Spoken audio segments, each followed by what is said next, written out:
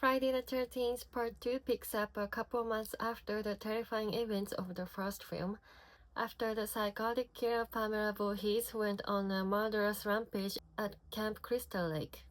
She did this to avenge her son Jason, who drowned in a lake many years earlier. At the end of the first film, we see Alice defeat Pamela, so what happens in the beginning of Part 2 came as a pretty big surprise to me. I have to admit, I wasn't expecting that.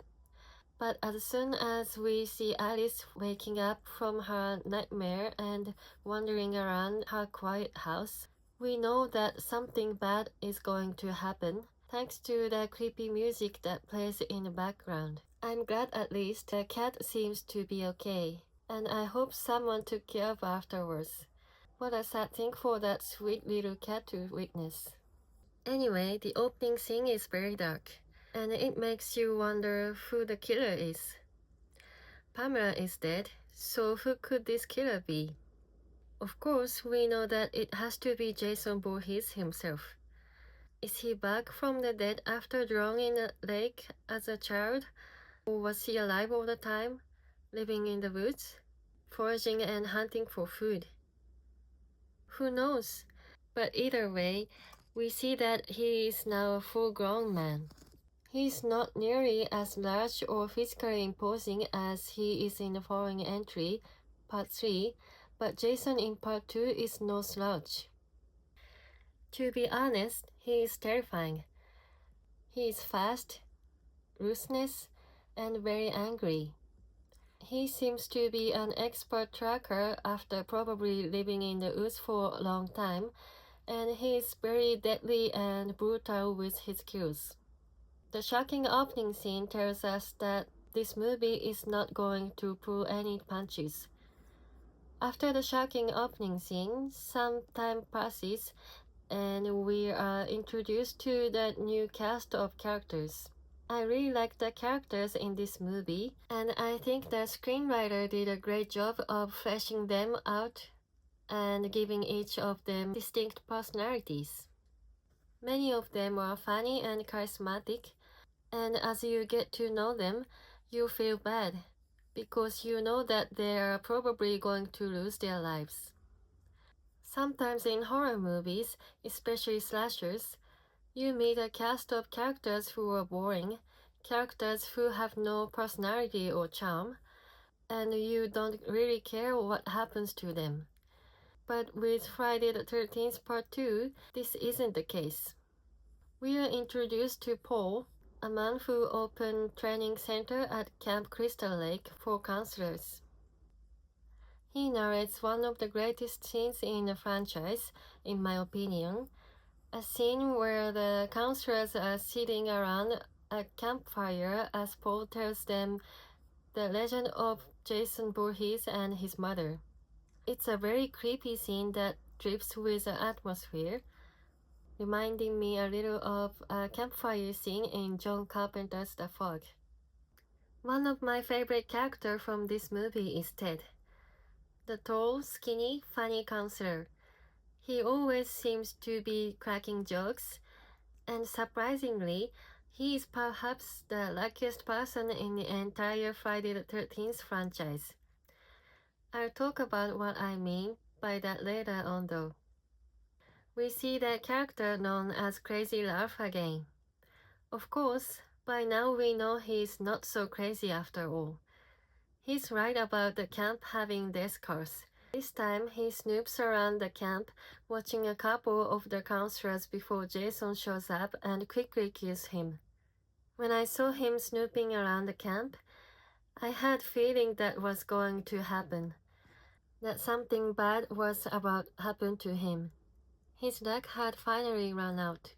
There is a big subplot in this movie involving some of the counselors riding into town to drink at a bar.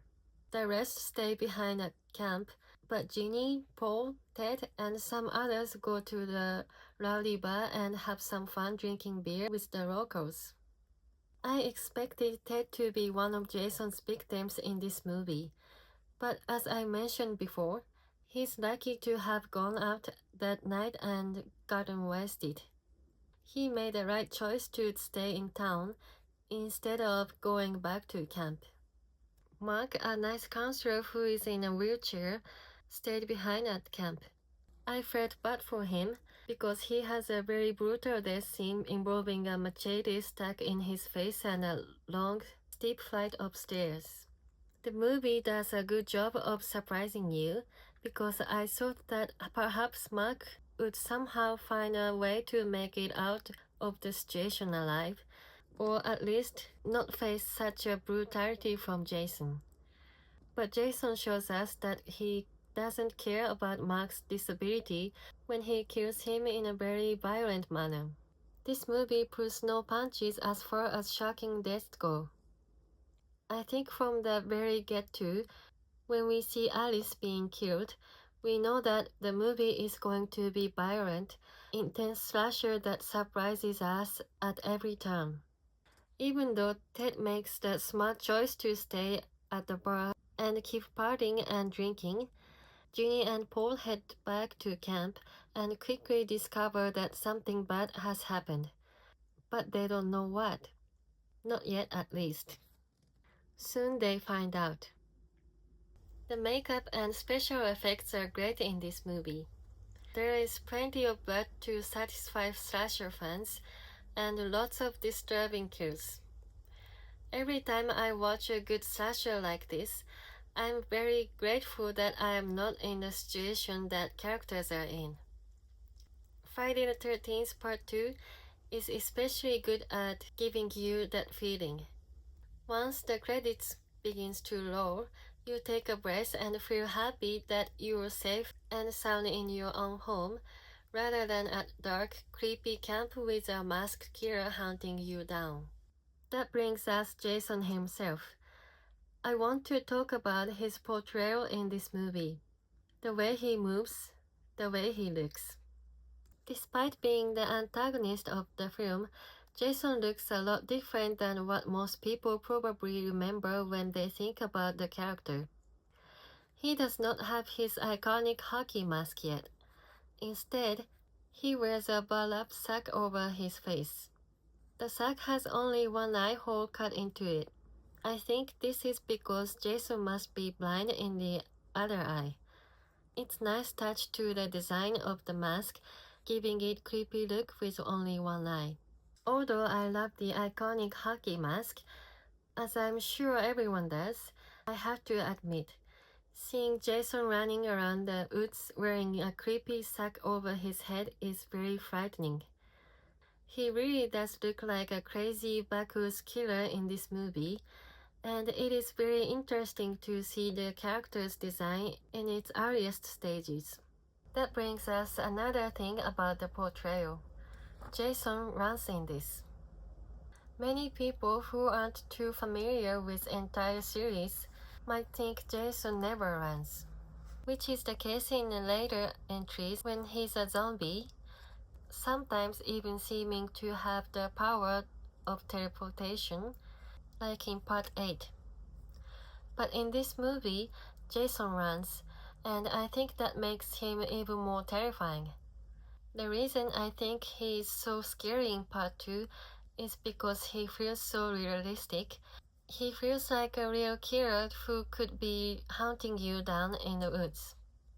He is scary, of course, in the later movie as well, but in a supernatural way. In Part 2, he does not feel supernatural. He feels like a realistic serial killer. Steve Dash did a great job of playing Jason in this film. His movements, his speed, his kills, he's terrifying. During the unmasked scene, Jason is played by another actor, Warrington Gillette.